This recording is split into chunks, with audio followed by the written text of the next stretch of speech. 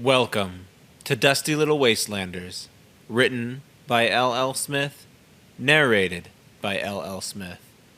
Chapter 18, To the Capital. With K2 as our guide, we were headed south for the capital. TM and Kyle traveled hand in hand, just as they should. Donald tagged along in the back. I knew he was still contemplating his love for Monica. Heartbreak was a real mule kick in the teeth. More so if the love was never true from the get-go. He was right that I hadn't experienced such things so directly, but I was sure I could relate to these feelings through my own turmoils.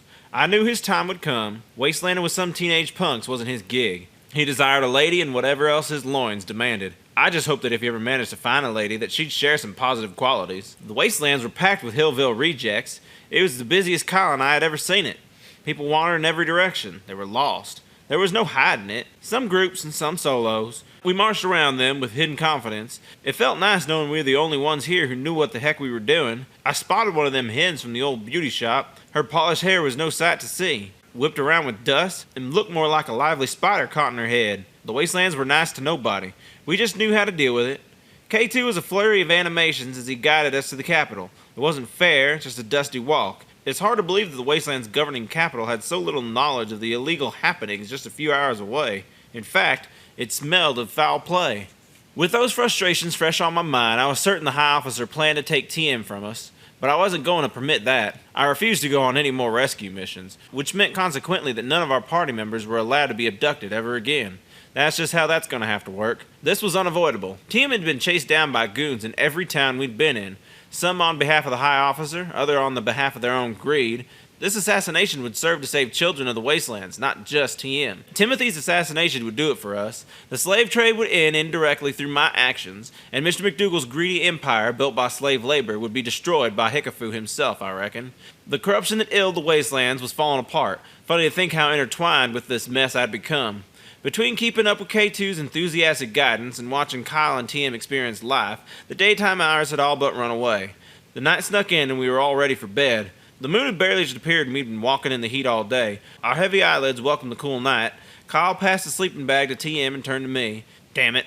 All that time in Killville, all that money I've earned, and I still never bought TM a damn sleeping bag. The capital better have some luxury sleeping bags. Even if they cost hundreds of dollars, TM deserved one, or maybe I deserved one. Why buy TM a new sleeping bag when I can give him my old one and buy myself a new one? Kyle and TM were pointing at the stars right after setting up their sleeping bags. I laid myself down right beside Kyle. He and TM both turned to me with odd expressions.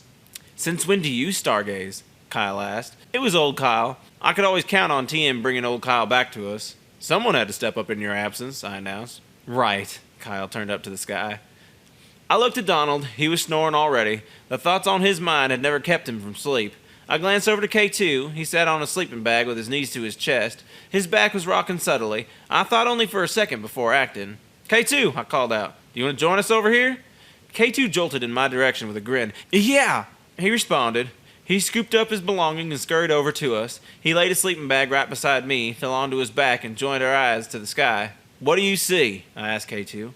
"Give me a second," K2 said. TM, Kyle, and I all watched K2 in anticipated silence. His eyes wandered to the stars. "Okay, I've got something," K2 exclaimed. "It's a mug." He pointed to a star cluster, drawing the image with his finger. "There's the little handle," he pointed out with a guiding point, "and that's the top of the mug, and the base is down there." K2 looked back at us. He got a thumbs up from TM. He was in. We turned back to the sky, looking for the next image. "Thanks for taking me in," K2 blurted. "I ran away from home because I never really felt as though I had a family." He started his retelling. "My dad worked more than he was ever home, and my mom loved my older siblings more than she ever loved me." K2 sunk into himself. "My older brother is a genius. He was taken in by the Science Council at only 18. And my older sister? She's 16 and with all the beauty of an actress. And then there's me," K2 sulked. "I'm a shy redhead with more freckles than Richard McDougal has money. All I was ever good for was being unnoticeable and forgettable." "Hey," Kyle snapped. "You have so much to give. You have a kind heart, the rarest gift in the world. I should know. Your kindness has more than affected Enry through his rough patch. The Enry I knew from childhood loathed all the strays I'd string along with us. Strays," Kyle repeated. "That's how he'd see them. But he openly welcomes you into our flock and goes out of his way to make sure that you're included. He's always been that way with me, but for someone who doesn't share his blood, to bring that out of him takes a very special amount of kindness. Never discredit your heart, Kyle." Kyle finished his speech and the words were gone. Kyle's words had reshaped K2's outlook. It was scribbled all over his face. Kyle said an awful lot about me, too. I couldn't deny none of it, but I couldn't find a way to speak to it neither. Our silence was saved by TM's animated pointing. He found another star portrait to admire. He began to paint with his finger once he had our attention. "It's a cow!" K2 raced to find the answer. TM shook his head no. "What about, Kyle thought aloud. "A mountain?" That got a feverish head shake, which I read to be a hell no. "It's a wagon." K2 took a second turn, another wrong guess. "It's a hat," I announced. More specifically, my own Betty. A quick head nod. I was the winner. K2 and Kyle huffed in defeat, while I let the victory inflate my ego.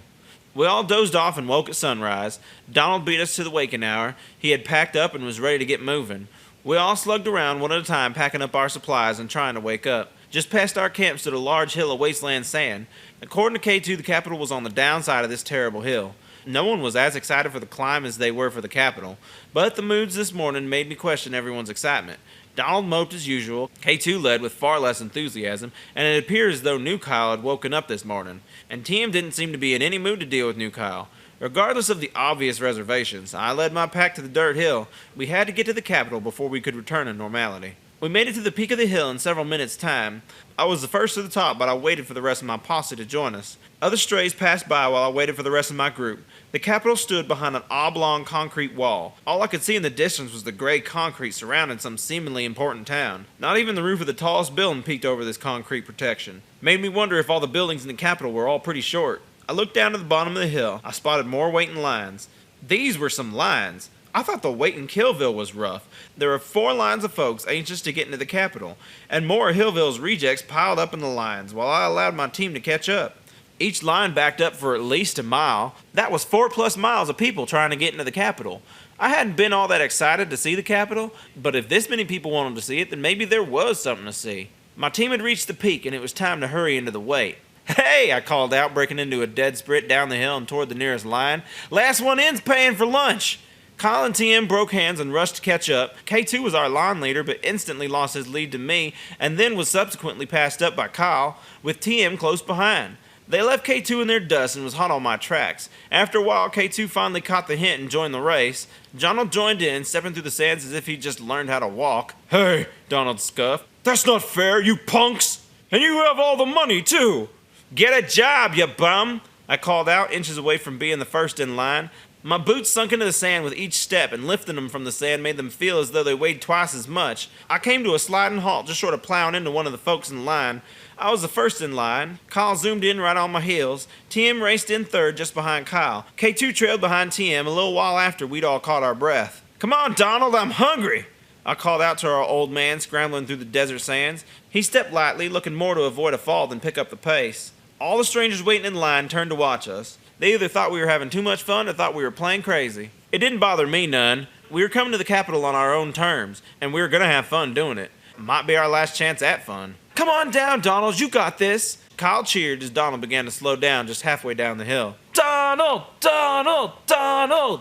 K2 cheered. "Donald! Donald! Donald!" The rest of the folks waiting in line turned and chanted. Donald's face was flashing a tomato. He was either embarrassed or tired as hell. I could see it being a mix of both. Regardless, he kept sprinting down the hill like some young punk. It was good to see him partaking in our antics. He'd been a shell of himself this whole journey. Seeing him hustle down this hill for no good reason assured me that Monica must not have damaged him too bad. He caught up to us after a long descent. We'd taken several steps forward while waiting for him in line.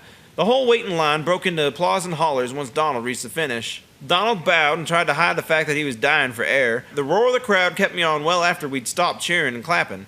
I bet it felt good to holler and slap your hands together after having waited for who knows how long in these lines. The cheers died down and Donald...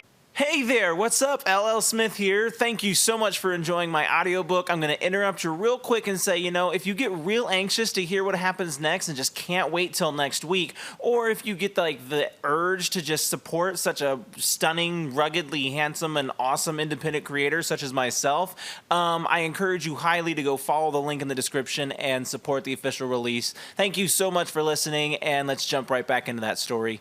Knelt over to catch his breath. "You almost look young out there, Gramps," I teased. "Yeah," he heaved. "It's all these months trying to keep up with you that makes me like this." "Well, you do a swell job at it." Kyle patted Donald on the shoulder.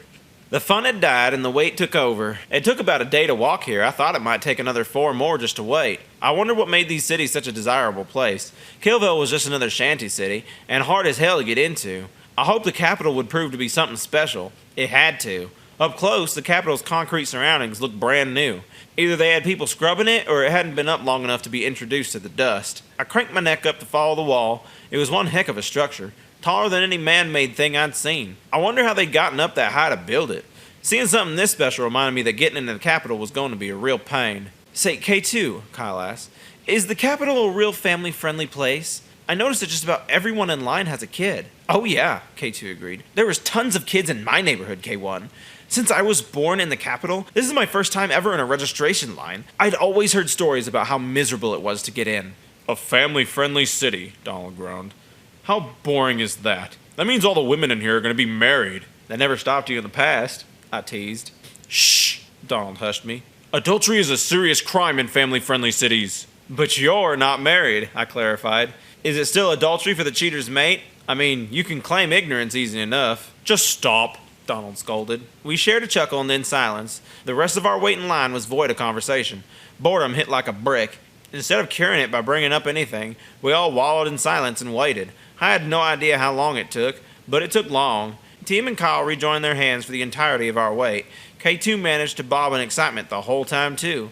I just stood and followed the line, my head too preoccupied to care much about anything else. Regardless of the logistics, the line still stepped along. Eventually, it was finally our turn to be checked into the capital. Hold on there, our line checker flagged us down. His black and white uniform shone in the sun, much like K2's funny clothes. Diane, come over here. He called out to his neighbor and checker. She rushed over, her matching uniform glaring against the sun as she ran. What is it, Steve? She asked. Check this one out. Steve pointed to TM. I think they found the one. Hell yeah, Diane cheered. The one what? I asked. That's gotta be Timothy Mowers Jr. That's why you're here, right? Steve asked. It's a bit more complicated than that, but hey, don't sweat it, man. We're like super lax in this registration. Promise to share the rewards and I'll scoot you right through, Steve said with a wink. Just for that, you can have the whole reward, I bragged. No way, Steve cheered. Just so you know, I'm a witness to you saying that, Diane said. Okay, I said. I'ma hold you to it, Diane confirmed. Okay, I said. This registration tent is also the only way out of town, Steve reminded us. If you try and scoot out without sharing anything with us, I'ma shove a killer right in your face. Steve patted his holstered pistol. Got it, I flashed a thumbs up. There was no more questions, and I no longer cared, so I walked on through the line. My posse followed close behind. Not a single one stopped by Steve. That's how you register. That was even easier than Stonetooth's registration. You should head straight to the Capitol building, dude, Steve called out. It's the giant fortress in the center of the city. Thanks, Steve, I thought, because that wasn't too obvious. End of chapter 18.